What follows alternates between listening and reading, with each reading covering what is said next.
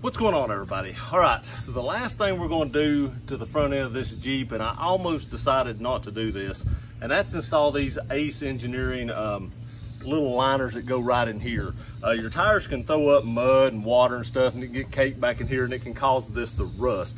Now, I've already done the other side. I want to tell you, it isn't as easy as it should be with the fender flares on, because I'm not taking these things back off. So I have to drill it from the inside, because you do have to drill a hole in the bottom to secure it right here. Now this top hole right here just secures with this top hole in the inner fender that they have. This will actually go behind the inner fender and secure that way. But what I'm going to do right now is I'm just going to take the inner fender back out. That's real easy to do. That wasn't a big deal, and that's the first place we're going to start. I'm going to go ahead and do that. I'll be right back. Okay, so since I have to drill this from the inside and not the outside, I did throw a towel over my tire because my tire was muddy and I didn't want to get mud all over me. I'm just going to set this up here, just tick a screw through it like that right there, and then, well, once I get it set back in there right, get it set back in there right. They're a little tricky to actually get in there. They don't want to actually go in right. That don't even look like it's made exactly correctly. So we're going to put that in there. And then this one looks like it's going to be back just a little bit. So I'm actually going to mark it.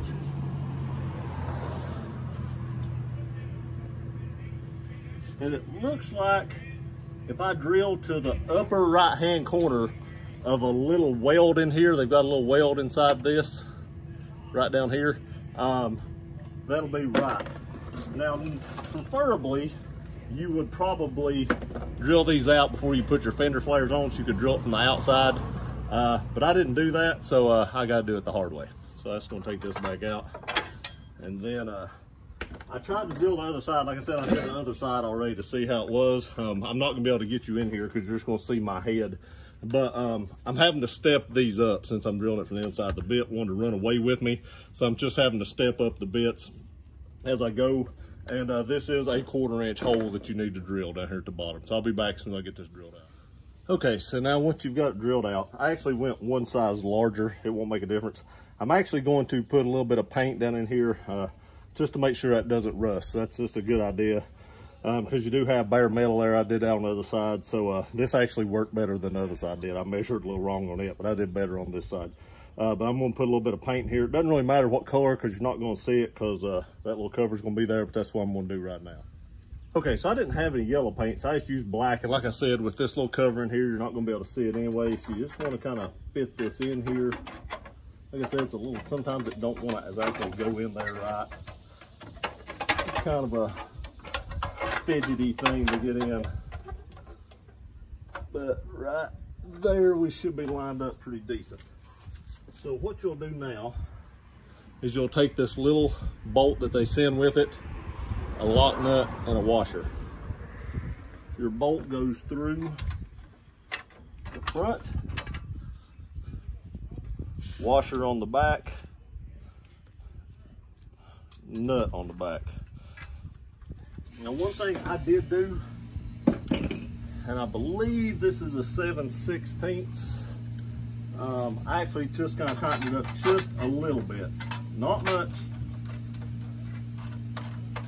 just enough to get a little bit of threads hooked in, that way it wouldn't pull out whenever we started putting this back in. Now this, like I said, is in a little bit of a bind because it looked like they formed it weird. And another thing about this side is this is almost like a sandpaper texture. It should be like the same texture as the fender flare or the other inner fender, which is smooth. The other side one was, it's just like, I don't know, it's like they got overspray on this or something, and you can hear it. It's rough, I don't know why. It won't make a difference. Like I said, it's in here, so it's not gonna make that big a difference, but quality, people, quality control. I'm not gonna send it back for that, but quality control, that's what it's all about. You pay, you know, $55, $60 for something like this, 50 bucks, and you want it to be right. But now what we gotta do is just put the inner fender back in. Okay, so I just finger tightened the screws right here. I didn't even tighten them all the way up. It's still pretty loose because I've got to kind of maneuver this right here.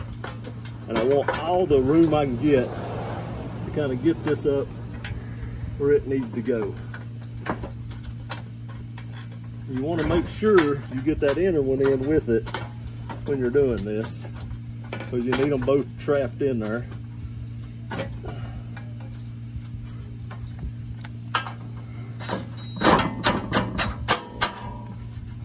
All right, so that's in there good. Now I just need to put the one in on this side, which I'm not showing you how to install the inner fender. I'm just showing you how to do this. I have a video up how to do the inner fender, and I had to mod my inner fender, so this isn't that video. This is just the install of this right here. So then I just got to finish tightening everything down, and I'm good to go. But this will actually help keep out mud and water and debris and stuff from getting back inside your fender well right here back towards the door, and causing that to rust out down here in the bottom. Jeeps are known for rusting anyway, so anytime you can keep something out of it to keep it from rusting, it's always a good idea. I appreciate y'all watching this video. Please like, share, and subscribe. I'll link Ace Engineering in the description below. We'll see you next time.